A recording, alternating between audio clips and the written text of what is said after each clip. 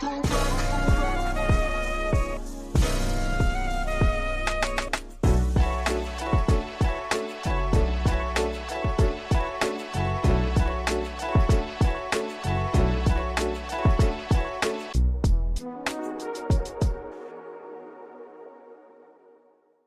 fam, welcome to Life More Abundantly, the podcast where we talk Black health like we talk everything else, real, out loud, and with love. I'm Dr. Eboni Haynes. Dr. Tanisha is away today as she and her family are celebrating the life of a loved one who has gone on to meet the Creator and the ancestors.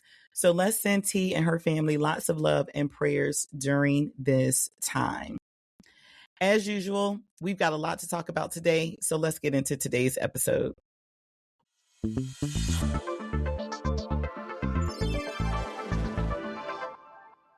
Welcome to Black History Month. While we celebrate Black History Month every February, I know that there is somebody out there who doesn't have all of the facts when it comes to how Black History Month started. All right. So many of you know that Black History Month actually started as Negro History Week by historian Carter G. Woodson and the Association for the Study of Negro Life and History in 1926.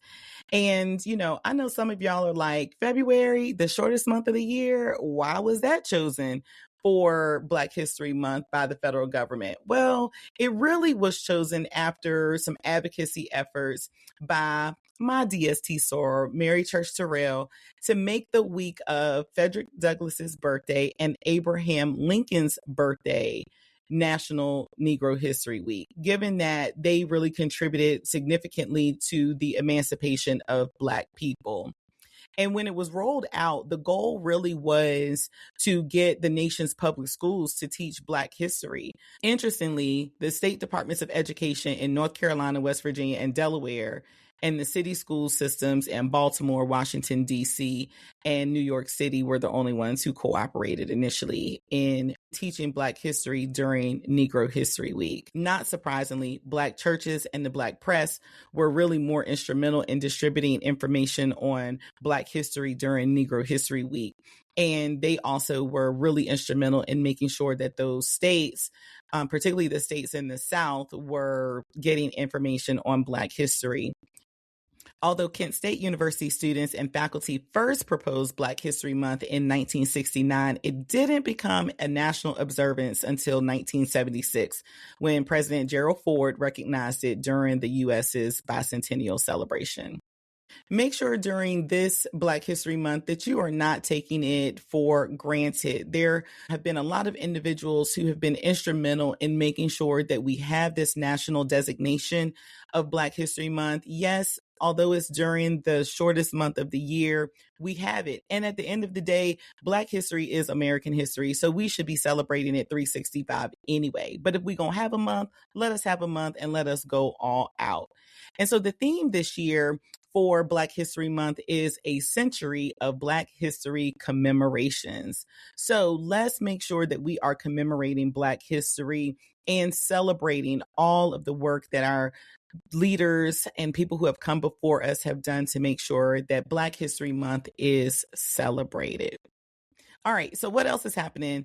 Well, this week is African Heritage and Health Week. And this is a commemoration held annually from February 1st through February 7th to kick off Black History Month.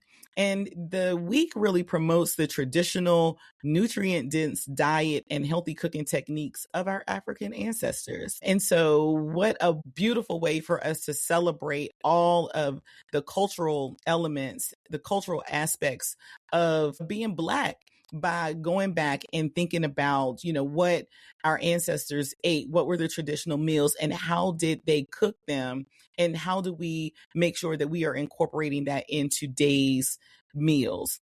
And so this week is organized by Old Ways, the organization Old Ways, and it encourages consuming whole plant-based foods such as leafy greens, tubers, and beans from West and Central Africa, the Caribbean, and South America, as well as the American South, to combat chronic health issues like heart disease and diabetes. And as you know, today we're going to be talking about heart disease with a special guest. So make sure that you stay tuned for that.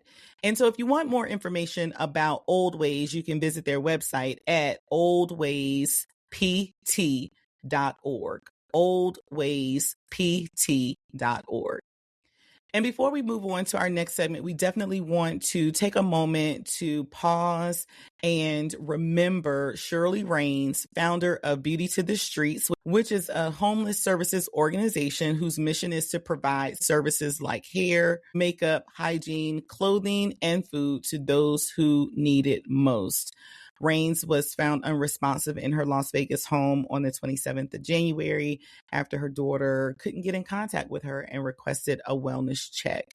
Raines, who was 58, was a beloved member of the community in Skid Row. She was one of those people who ensured that those most in need felt beautiful. And I don't know if any of you realize this, but Skid Row is actually home to one of the largest homeless populations in the United States. So lots of people knew her. Shout out to the Streets Squad volunteers who have helped her over the years to bring honor and respect to the homeless population. Raines was also CNN's Hero of the Year in 2021, and she received the NAACP's Image Award for Outstanding Social Media Personality just last year. So we would encourage you all to consider giving a love offering to Beauty to the Streets in honor of Miss Shirley by visiting ts.org,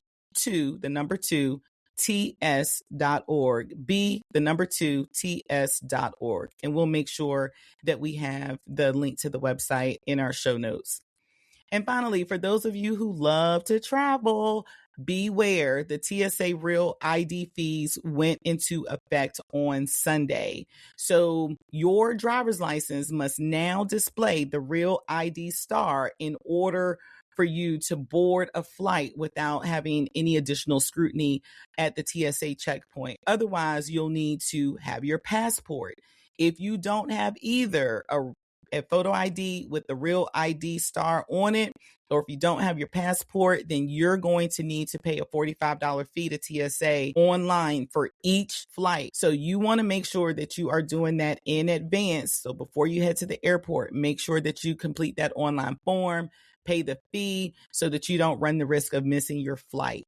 Now, I suggest that if you're going to be paying $45 to TSA for each flight, you should just go get a Real ID at your local DMV office, because I don't know about you, but my driver's license didn't even cost me $45 when I got it. So it just makes more financial sense for you to go get the Real ID to board your flight without any problem. So if you need to make a payment on that website, the website address is tsa.gov/Real ID. And at the top of the screen, you'll see a TSA Confirm ID alert with the link for you to pay now.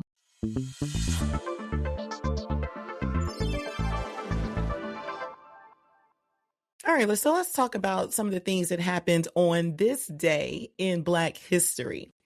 In 1870, the 15th Amendment was ratified, and that amendment granted African American men the right to vote and prohibited states from denying the right to vote based on race, color, or previous condition of servitude, aka slavery.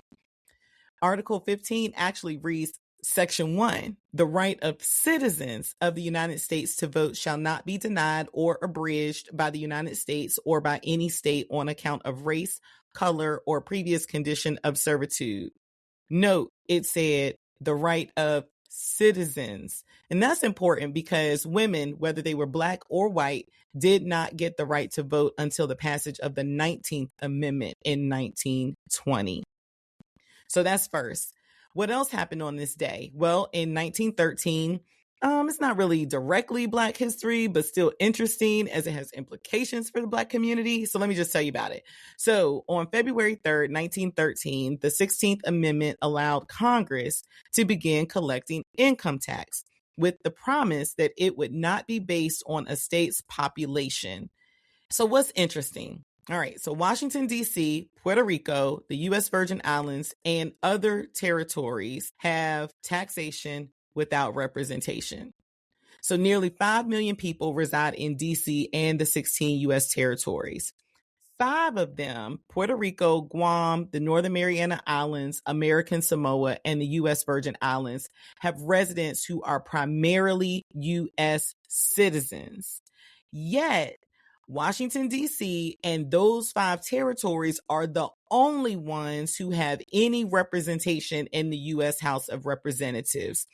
And they only have one representative. They don't have a senator from their areas. While the representatives can introduce bills, they can't vote on any legislation. Yeah, you heard me right. They're in the U.S. House of Representatives. They can introduce bills, but they can't vote on any legislation.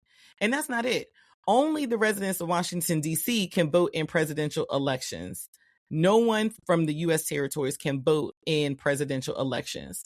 So can you imagine what the presidential outcome would have been if these U.S. citizens would have had the right to vote in 2016 and 2024? I'm just going to leave that right there. All right. And then what else happened on this day in Black history? Well, in 1956, the first Black student was admitted and started school at the University of Alabama.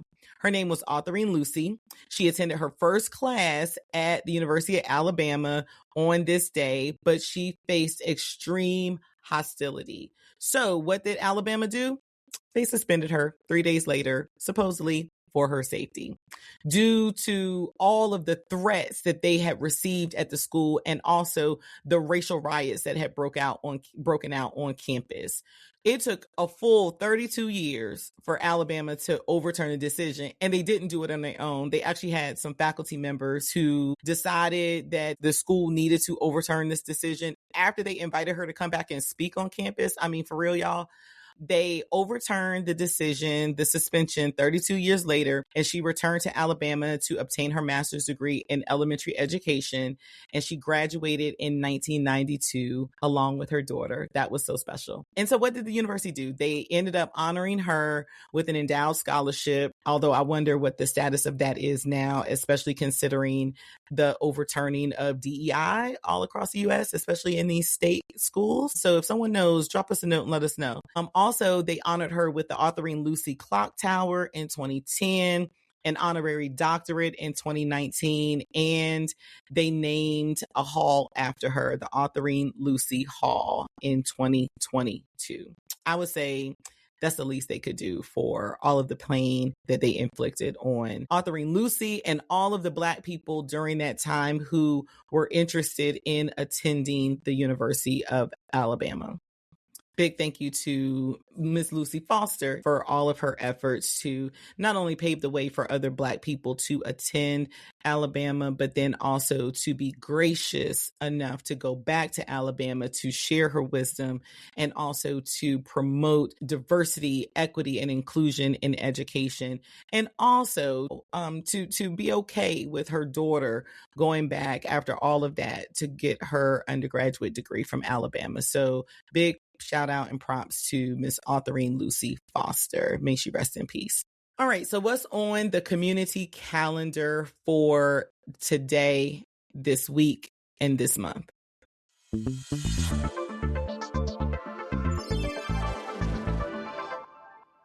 So today is National Missing Persons Day, and most of you probably don't have that on your calendars, right? So this day is observed annually on February 3rd to raise awareness for the roughly 600,000 individuals who go missing each year. National Missing Persons Day was started in 2017 to support families and encourage people to share tips on where their missing loved ones might be. But the day also highlights the need for continued coordination efforts to find missing children and adults. And this is really important for the Black community because Black people in the U.S. are disproportionately represented in missing persons cases. We account for nearly 40% of all missing persons, despite the fact that we only make up about 13% of the U.S. population. And so we have to make sure that we are pushing media to ensure that they are covering stories of missing Black people. We do have, fortunately, the National Newspaper Publishers Association that is doing its part to ensure that stories about missing people are promoted in the media. But we also need to recognize that when the media does not promote these missing persons cases, it leads to fewer resources being made available to find missing people. And it also then lowers case resolution rates. Some statistics that I think will be important as it relates to women. Over 36% of the 270,000 plus women and girls who are reported missing are Black. Cases involving Black women and girls often remain open 4 times longer than those for other demographics. And studies show that missing Black people receive less media coverage compared to white individuals, resulting in less public attention and reduced search efforts. The National Newspaper Publishers Association has launched the Missing and Black 2025 campaign, which is a nationwide initiative aimed at addressing disparities in media coverage and law enforcement responses to missing Black individuals. So if you're interested in learning more about the work of the National Newspaper Publishers Association, you're invited to learn more at nnpa.org.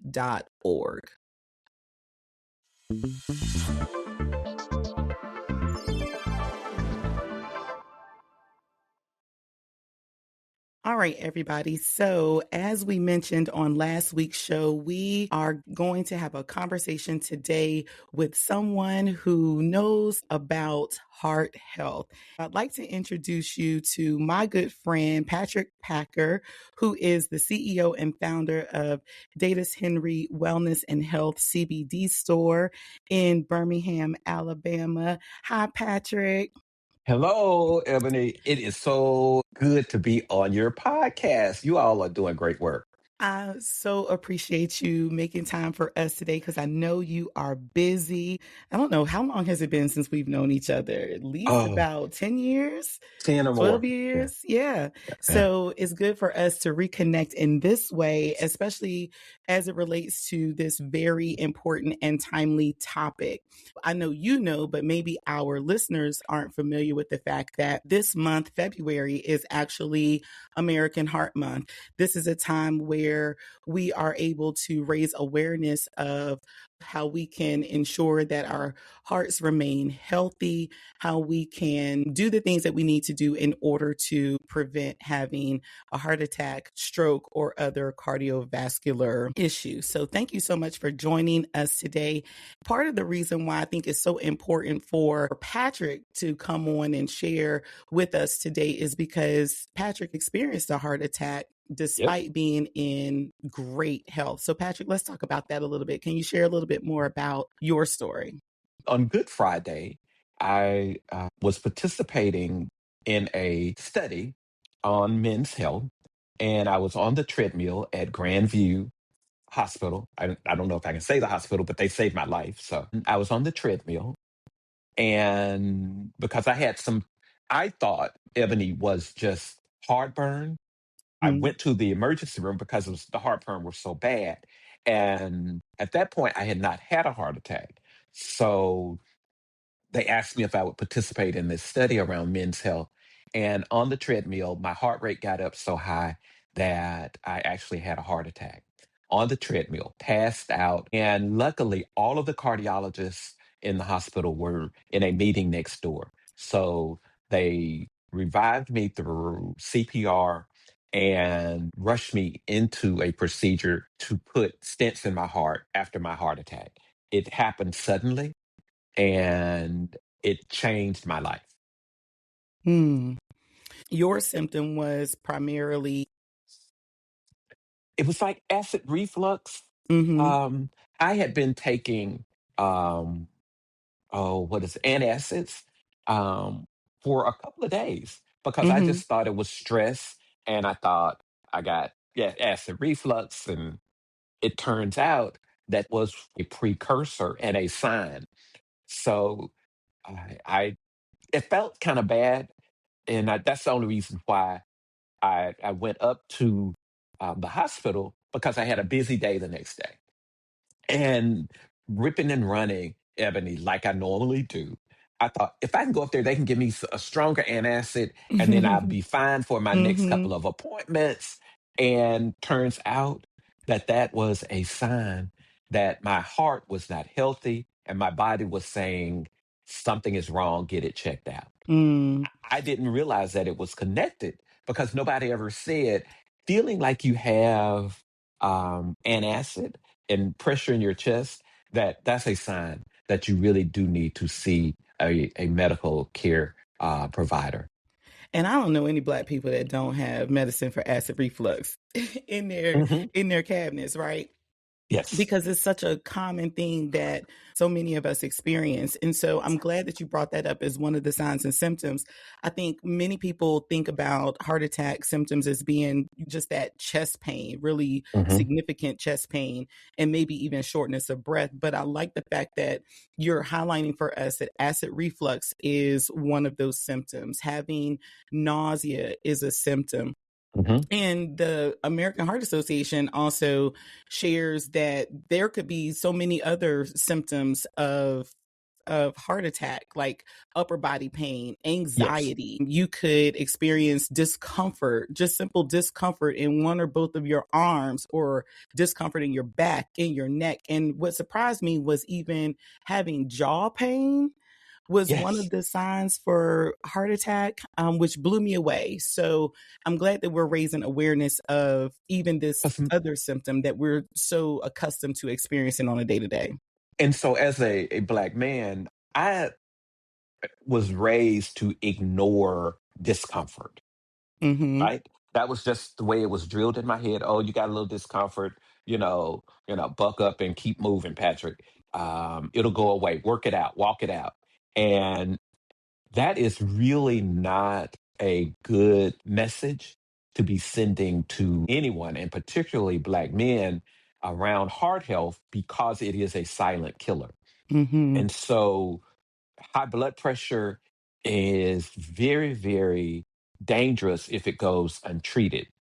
So, the other symptom, just thinking about it, my left arm was feeling funny. It didn't hurt, it wasn't overly noticeable. But when I put all of these signs together, it was my body telling me that something was wrong. And if I had just listened to my body and taken action, I probably could have prevented having that heart attack. It could have put me on the path to living a healthier life. And I live a healthier life.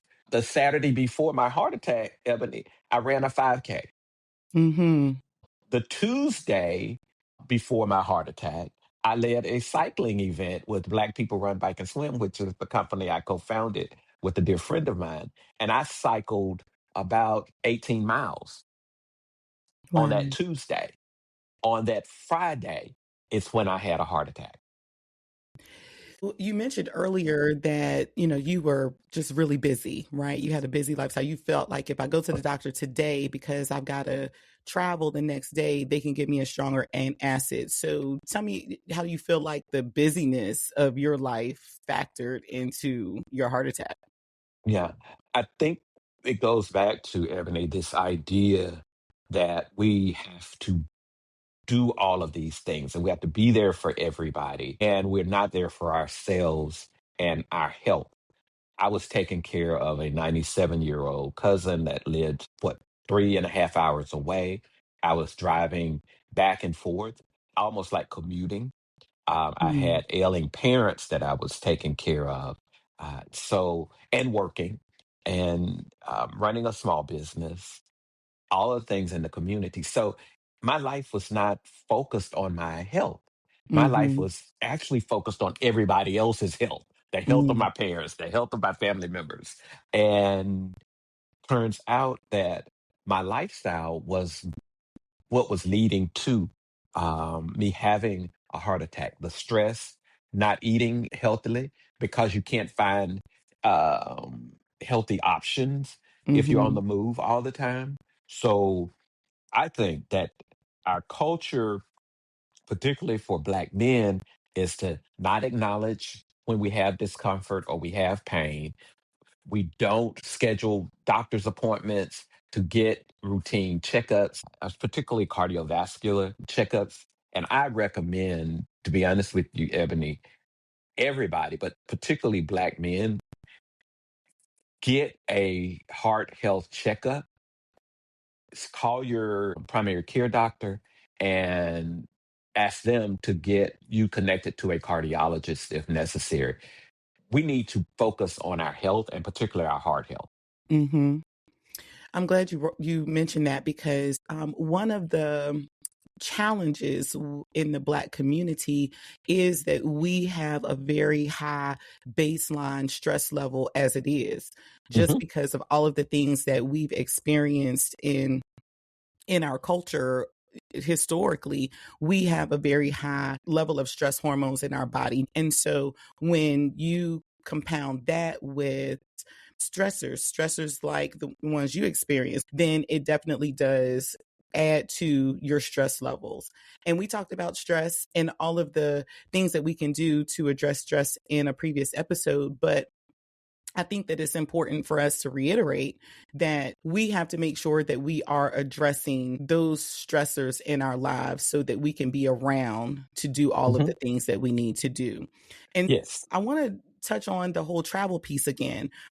That really hits home for me because we travel a lot. We're in the car a lot because we're big basketball fans. We're always traveling for those games. And I remember one year we stopped at Jason's Deli and I remember asking for soup in a cup. And the young lady at the register was like, "You want a what?" And I said, "Can you put my soup in a coffee cup?" And before you know it, we had two other people joining us for this conversation because they couldn't understand why I would want soup in a coffee cup. And so I had to say, we stop here because you all offer healthier options. That's one of the things that we love about Jason's Deli. But I'm driving, and so I can't drive and eat soup at the same time unless it's in Exactly. a way, I can actually handle it without causing an accident. And so then you see the light bulb going off, and people are like, "Oh, okay, I get it. Let's put this soup in two coffee cups," because they didn't have one that was big enough for the soup.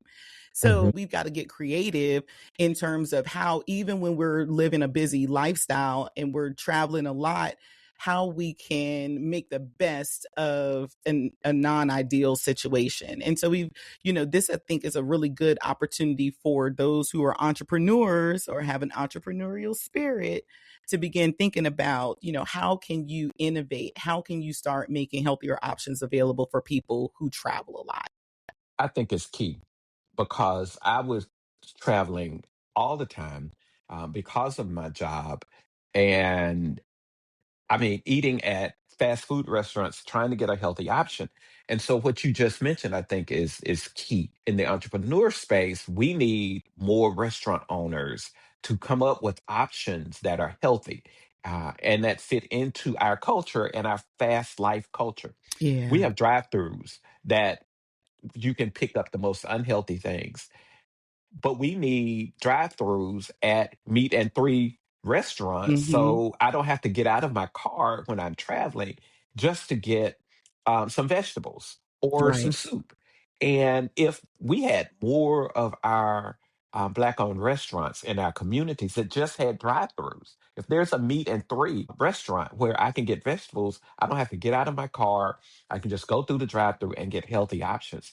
To me, that's a win-win for the business owner, the entrepreneur, and for those that are in our community trying to eat healthier and have a healthier lifestyle. I think that as a small business owner at Datas Henry, we're focused on keeping people moving and keeping them healthy. And so one of the things we have are products that help with anxiety, the Mm-hmm. trauma that particularly Black men carry with them, and it's passed down generation to generation, is the trauma of oppression. And so we have products that actually help, whether it's through our gummies or our beverages that have CBD infused in them, that helps deal with anxiety. And I think it is the one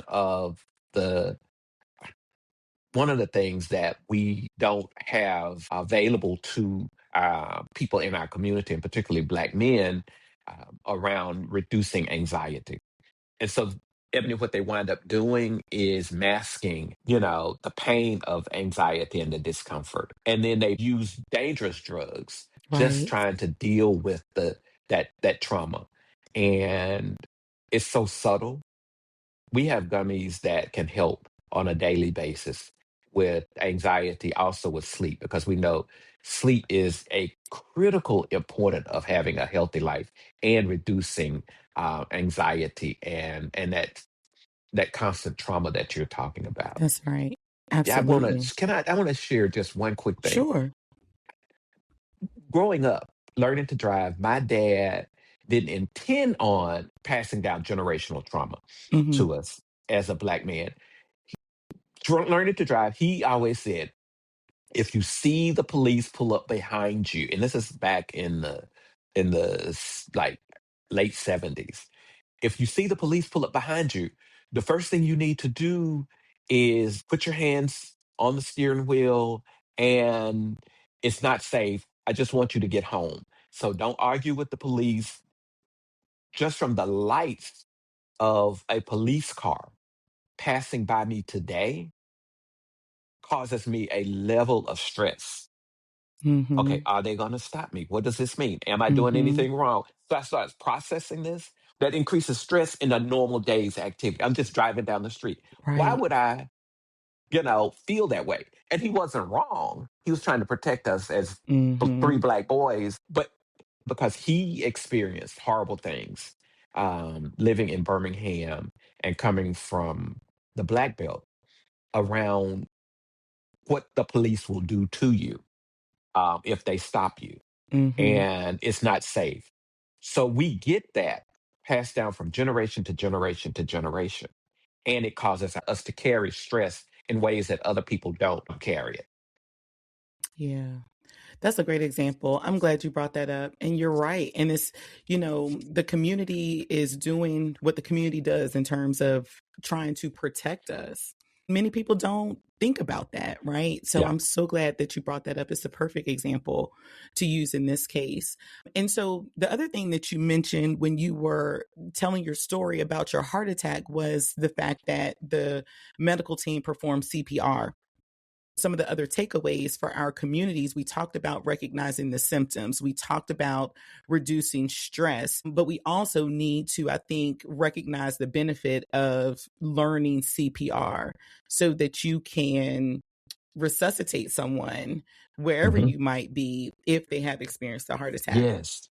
In our faith communities, every church should have a person trained that's there on typically there on Sunday morning, that's trained in doing CPR, or that can operate a defibrillator, because you never know when somebody is going to have an episode. You never know. And it's easy to get the ushers trained as a part of their duty. What do they do in the instance of a medical emergency? And having that training can save somebody's life. And Mm-hmm. a fun fact, because you used to call it mouth to mouth Right. resuscitation. That's all right. My cousin is a nurse practitioner, and she's like, Patrick, we don't necessarily have to do the mouth to mouth right now. So the standards have changed a little bit. I would encourage people to check with their medical providers on how to do CPR.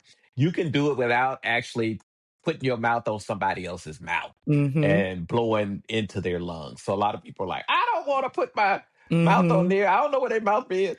And so, there are ways that we can create opportunities for our church staff and fraternity brothers and sorority sisters need to be trained. Somebody needs to be trained to do CPR in their meetings. And that goes for any kind of ongoing organization that has meetings on a regular basis.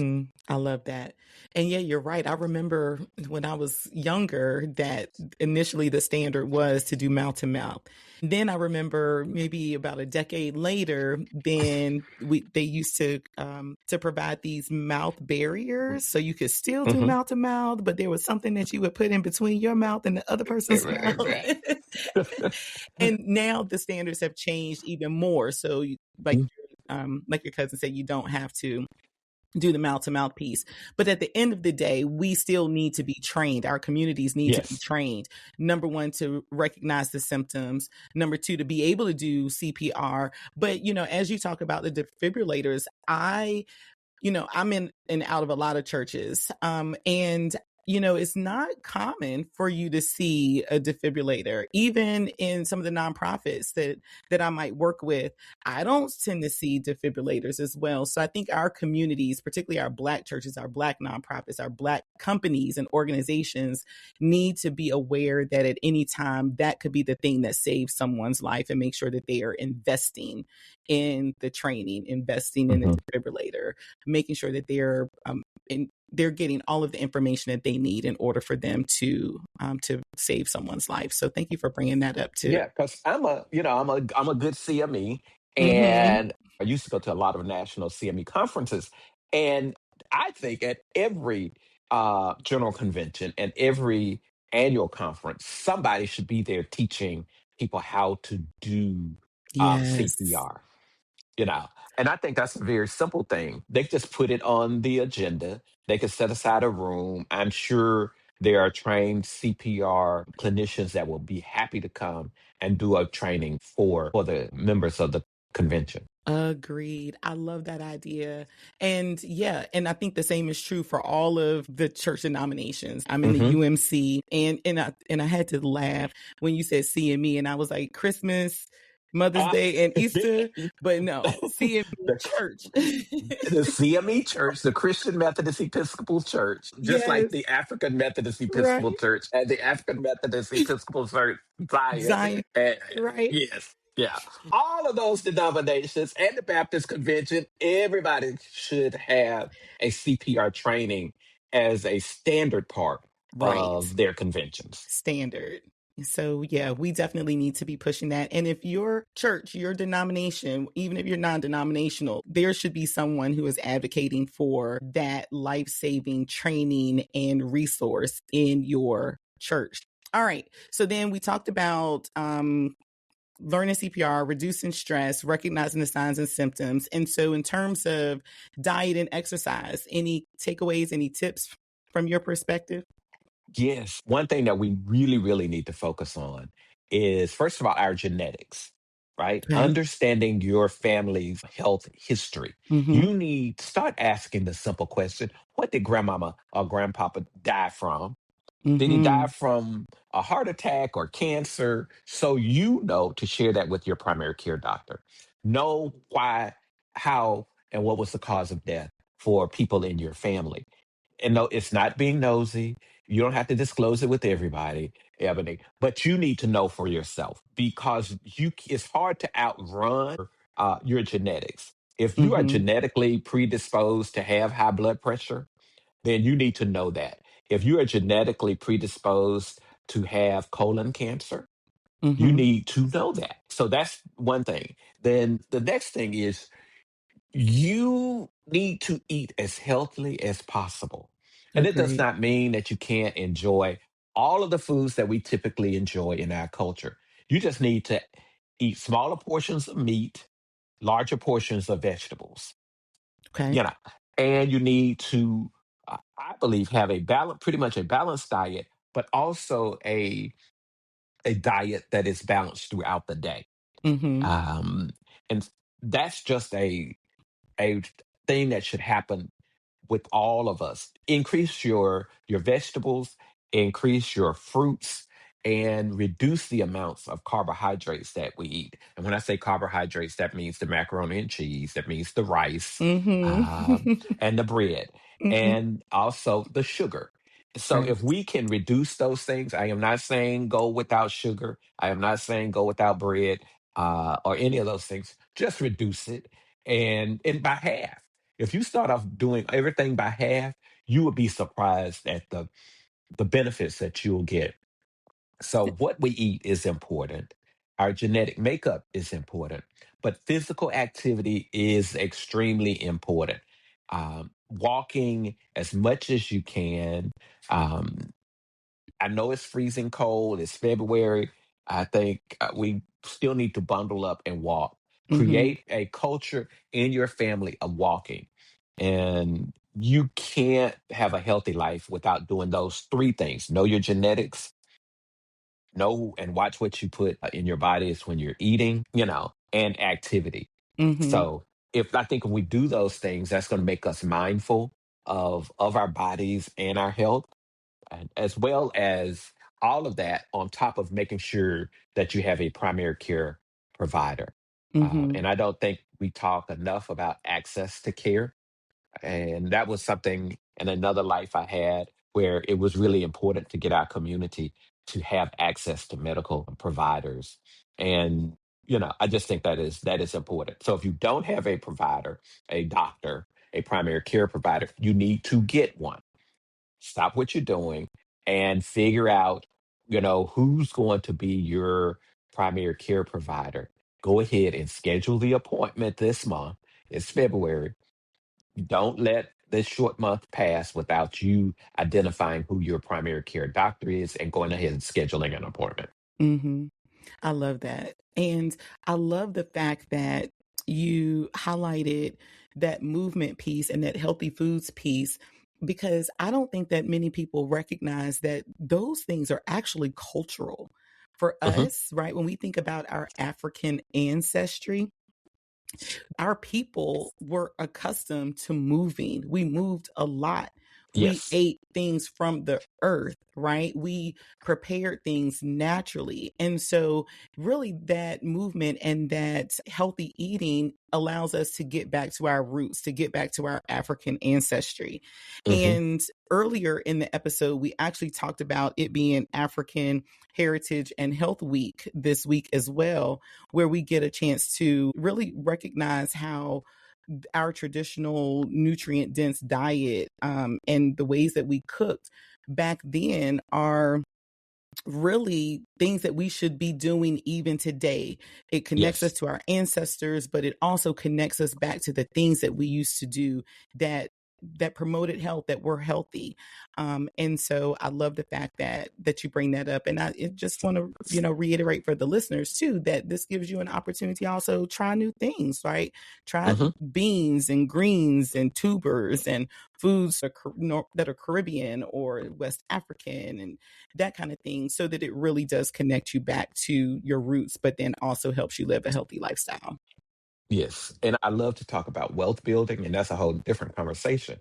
But when we eat healthy at home, when we cook our own food, it brings us back to having more resources, and we can save our dollars so we can Mhm. increase the family's wealth. So you're going to spend $12 to $15 on uh, a meal at a fast food restaurant, Right. right? You can purchase, even though food costs are high in the grocery store, you could still buy enough groceries and cook them if you can, and if you can slow your life down. I'm Mhm. Right. hard. Probably the worst one about things, slow your life down. But if we do that, slow down, cook your food at home, you save money, which means you build your wealth and you Mhm. increase your health, Mhm. right? And now you can go back to where families sit down and eat. You don't have to sit down at the table. You can sit down on the sofa. My parents would have a fit if we had dinner on the sofa. But I'm an advocate for families sitting down and having meals together Mhm. because that helps reduce the anxiety and the stress that actually drives, an unhealthy lifestyle. And so I think that if we combine these things together, it's not one thing. It's going to have to be a combination of things Mhm. to help us have a healthier lifestyle. So eat at home as much as you can, which does require you to learn how to cook squash and Yes. onions. But once you Uh-huh. learn how to do it, you realize, wait a minute, this takes 2 seconds. Right. Or, even if you're going to have a hamburger, right? Mhm. Well, what you spend for one meal, right? Mhm. You could have fed 4 You people. could you could have fed 4 people. You Mhm. could have created how many hamburgers that you could have actually created. The hamburger, put some onions and some gravy over it. Don't Right. use the bread, and now you Uh-huh. have a healthier meal, and it's cheaper than Exactly. buying whatever it is, number one, number two, number three at a drive-through Mhm. for 4 people. Mhm. That's That's a lot right. of money. That's a lot of So money. I'm all about how do we keep our dollars in our pockets too. I love it. Thanks for bringing that up. All right. So next week is cardiac rehabilitation week. And so what are some of the things that you did when you were rehabbing after your heart attack? What did that look like? I took advantage of my insurance that actually Mm-hmm. allowed me to go to cardiac rehabilitation, which was basically going to a gym and having somebody monitor me while I walked on the treadmill. Okay. So I encourage everybody to increase your cardiovascular health. Walk, go to a, if you're a member of a gym, don't just go and play basketball. Get on the treadmill and just walk. Get 15 minutes of walking in on a treadmill is a good start Mm-hmm. to really improve your cardiac function. Okay. I would recommend movement.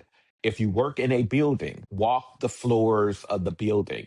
Go walk, take the stairs. There are things that you can do that can increase your cardiovascular health.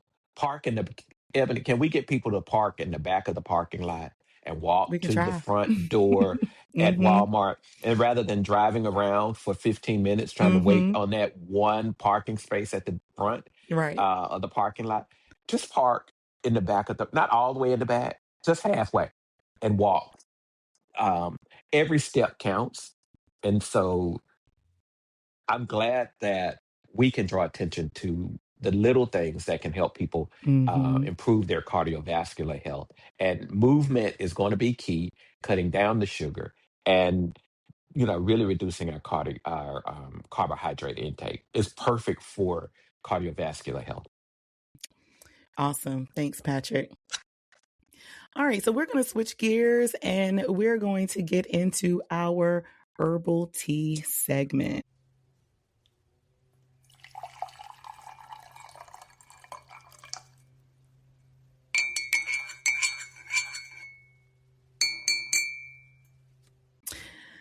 All right, so our herbal tea segment is an opportunity to talk about what other people are gossiping about and offer up something beneficial to our well being.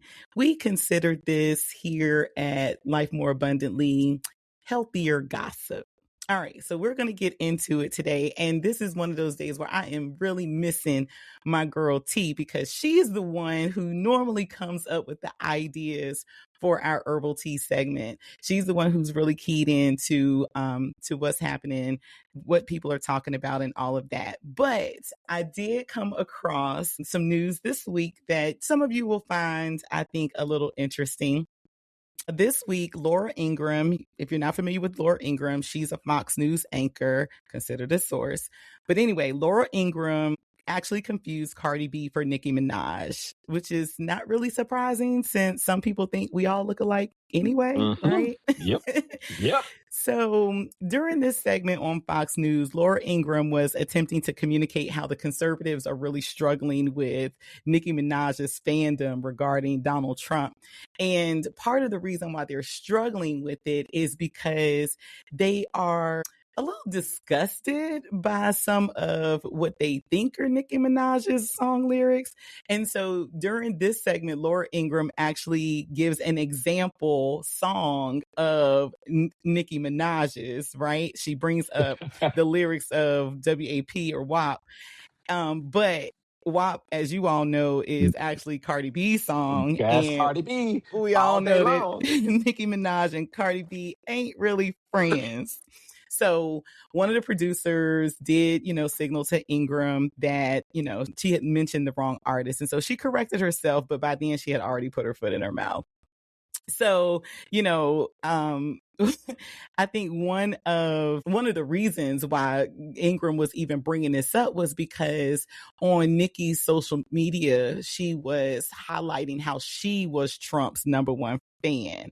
And she was also showing off Donald Trump's gold card, right? She had gotten one of these gold cards. And so, of course, this brings everybody into the conversation about this Yeah. relationship that Nikki has with Donald Trump, if there's even really a relationship there.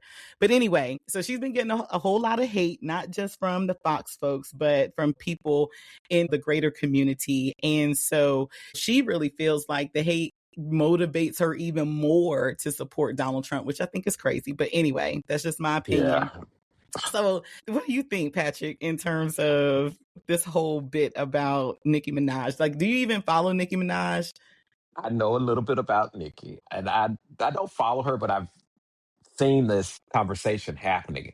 And if Nikki has Donald Trump's ear from an entrepreneur's perspective, Mm-hmm. and particularly in the CBD industry, we need Nikki to use her influence to get Donald Trump to really get behind and supporting the CBD industry because it is very good mm. for Black people's health. Mm-hmm. And we need Donald Trump to get behind his thing of supporting CBD for those that are on Medicare and on Medicaid, and get the federal government to approve CBD as a pretty good thing for our community. So, Yes. Nikki, if you are listening, I need you to use your influence in that gold card to get Donald Trump to really push Medicare to cover CBD. And hey, how about if Nikki is an advocate for legal cannabis and Mm-hmm. medical marijuana? Get Mm-hmm. Trump to support that for our community as well.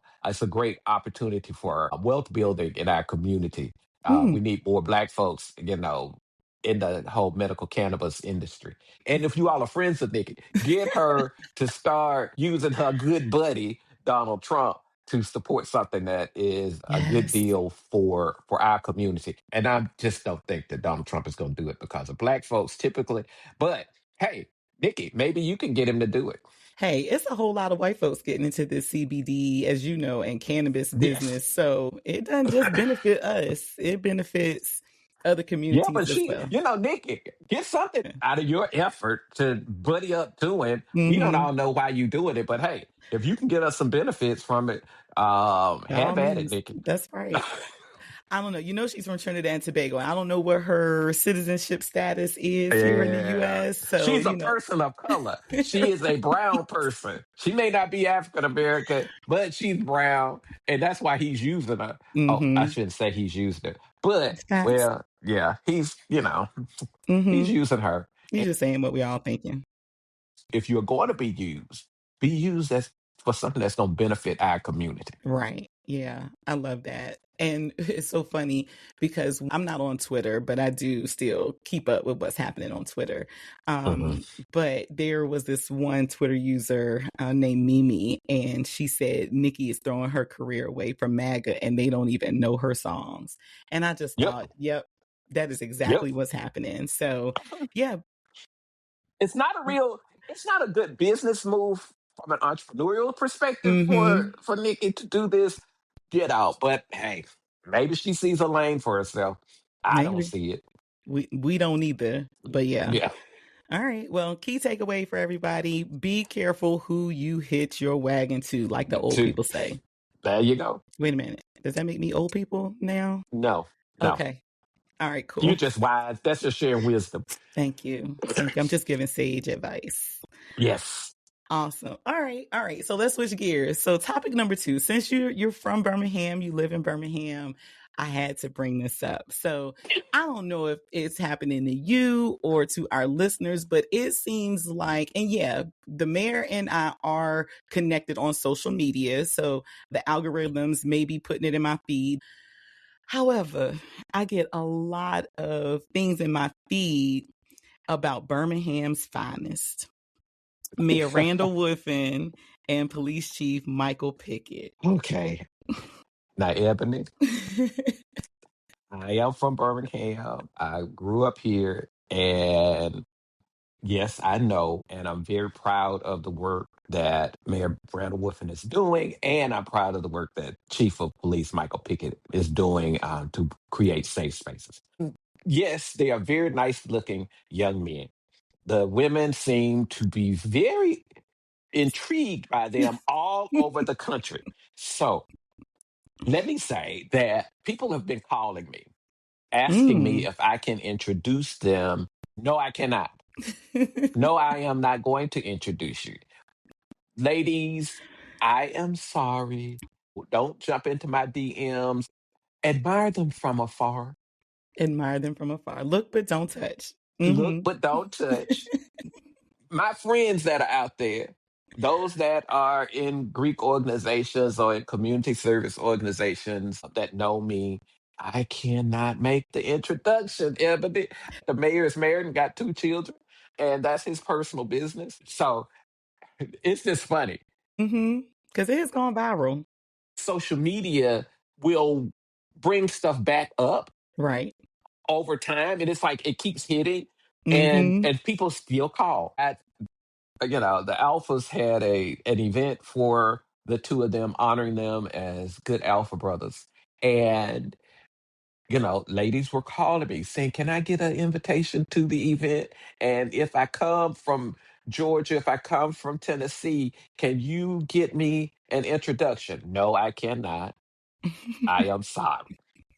Y'all just gonna have to admire these good public servants from afar. From afar. Yes. I think that there is this common misconception that if you are a member of a D9 Greek letter organization, and so are those other individuals, that you just naturally going to be able to connect them, right? You know them personally, you Yeah. can connect them personally, but that is not always the case. I mean, No, yeah, you know them, but still, we're not doing that. So, we're not doing that. exactly. Now, I know some others. I got some other fraternity brothers that are single that Would love for you to connect them. I will do that, right? But I'm staying out of the introducing folks to Chief Pickett and Mayor Randall Woodford. I'm Hmm. not in that lane. I'm not doing I don't blame that. you. I don't blame you. Now, I am the quintessential matchmaker, and my husband's always like, "Why are you playing Cupid?" But it's not beneath me to matchmake, but you are correct. In this case, no, we're not making any connections. So Yes. don't DM, don't call. It's not Yeah. happening. It's not happening. All right. Well, Patrick, I am really excited that you joined us today, but I don't want to leave the conversation without helping our listeners know how to get in contact with you. So, how can people reach out to you? Yeah. So on all of my social media platforms, I'm on Twitter, I'm on Facebook. It's Patrick Packer. Um, and on Facebook, and it's Patrick Packer CBD on Instagram. You can Google me. I look forward to people following me because, of course, they tell me I'm supposed to get my you know, number of folks following me on Hmm. social media. My number's up, and I'm always available to come and speak to your organization around these issues of public health, also the CBD and cannabis industry, as well as Black farmers and building generational wealth with Black land ownership. So that's a whole nother conversation about those that have rural land and Hmm. their family and want to figure out how my family now can monetize this rural land. So reach out to me, Patrick Packer on Facebook or Patrick Packer CBD on Instagram. And don't forget, do not reach out to him to connect you with No, but Chief they can Pickett reach out to or me, Mayor Ebony. Whiffen. They can reach out to me to come down to Davis Henry CBD in downtown Birmingham and get some CBD products. How about we do that? How about we You do come that? down and support a Black business in downtown Birmingham. Absolutely. Um, and, I'm sorry, I can't get you an introduction to meet the mayor or meet Chief Pickett, but I can sell you some CBD products that can help you and your grandmother and your mothers and Absolutely. fathers and And your he's family not lying members. about that, y'all, because I actually have been to the store. I have used several of the products. And so I can attest to the efficacy of them as well as just the feeling of being home with your people and folks really looking out for you and your health and well-being when you come to the store. They're going to get to know Yeah. what's going on with you before suggesting anything to you. And even recommending the different dosages that you might need for whatever you have going on. So I definitely recommend that you check them out, and they're online. So Yeah. And we have fun in the store. So when We customers do. come in, we have a ball when our customers come in. So come and visit us. Yes, go and visit. And we'll make sure we drop the link to the website as well as the address in the show notes so that you can visit. So again, thanks, Patrick, for joining us today. And we want to remind you all to wear red on Friday. Friday is National Wear Red Day, and it's an annual awareness event held on the first Friday in February every year, where people wear red to highlight heart disease as the leading killer of women and encourage everyone to learn about the risks, take action for heart health, and support the American Heart Association's Go Red for Women movement to save lives. Next week, we are going to have another special guest with us, and we are going to talk about Alzheimer's and dementia, something that is definitely impacting African American communities at high rates. So you definitely don't want to miss that conversation. And we already know you're going to have questions. Some of you are going to have some comments that you want to share, and we are good with that. So just send an email or send us a voice message to podcast@enjoylifemoreabundantly.com. And if this conversation helped you, like it and share it with someone you love. And then also make sure that you subscribe to our podcast so that you don't miss an episode. All right. So until next week, enjoy life and live it more abundantly. See you next time.